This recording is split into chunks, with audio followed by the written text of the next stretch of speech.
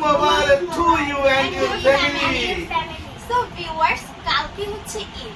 তো আমরা তো ঈদের সময় সবাইকে জাস্ট ঈদ মোবারক বলি, এটা একটা কমন বিষয়। আমরা এটা ছাড়া আর কি কি বলতে পারি? আচ্ছা, আমরা চাইলে যাদেরকে বলছি তাদেরকে উইশ করতে পারি, প্লাস তাদের ফ্যামিলিদেরকে উইশ করতে পারি। সো আমরা এক্ষেত্রে কি বলতে পারি? Eid Mubarak to you and your family, যেটা কিছুক্ষণ আগে আমার বাবা বলল।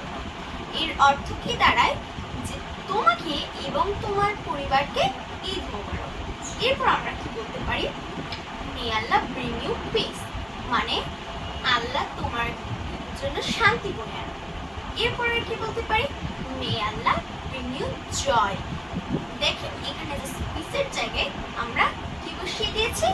জয়। জয় মানে আনন্দ। এরপর আমরা বলতে পারি hope this Eid bring you happiness.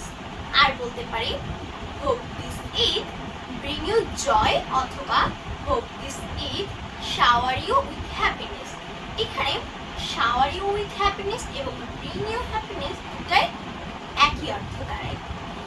এরপর এটা তো গেল ঈদের শুভেচ্ছা। আমরা নিজেদের জন্য কিছু যদি চাই তবে আমরা বলতে পারি keep me in your prayers, মানে আমাকে আপনার প্রার্থনার ভিতরে রাখুন।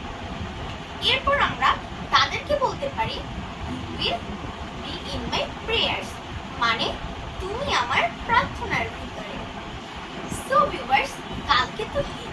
আপনাদের সবাইকে ঈদ মোবারক, প্লাস আপনাদের ফ্যামিলিকেও Eid Mubarak to you and your family. একসাথে Eid Mubarak, Eid Mubarak Eid to Mubarak you to you and and your your family. family.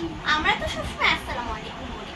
আসসালামু আলাইকুমের ইংলিশটা আমরা এভাবে বলতে পারি পিস বি আপন ইউ, মানে আপনার উপর শান্তি বর্ষিত হোক। আসসালামু আলাইকুম, ঈদ মোবারক। ঈদ মোবারক।